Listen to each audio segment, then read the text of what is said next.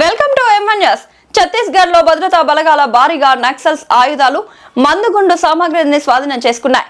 బేచి police station పరిధిలోని బండార్ పదార్ మున్నూర్కొండ అడవి ప్రాంతాల్లో భద్రతా బలగాల విస్తృతంగా తనిఖీలు చేపట్టాయి. ఈ తనిఖీల్లో SLR రైఫిల్ 315 బోర్ తుపాకీ, మస్కెట్ రైఫిల్, BGL లాంచర్, గ్రెనేడ్లు సహా భారీగా ఆయుధాలు ఇతర సామాగ్రిని గుర్తించి స్వాధీనం చేసుకున్నట్లు అధికారులు తెలిపారు.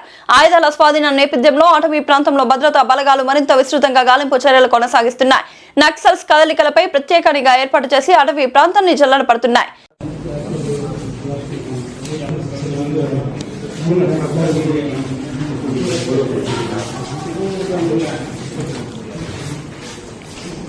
अभी नीवा नहीं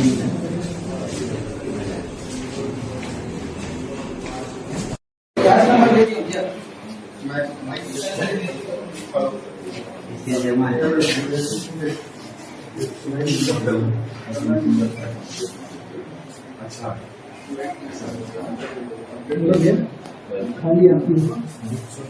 नहीं भाई मैं बनाने जा रहा हूँ. क्या कर रहे हैं?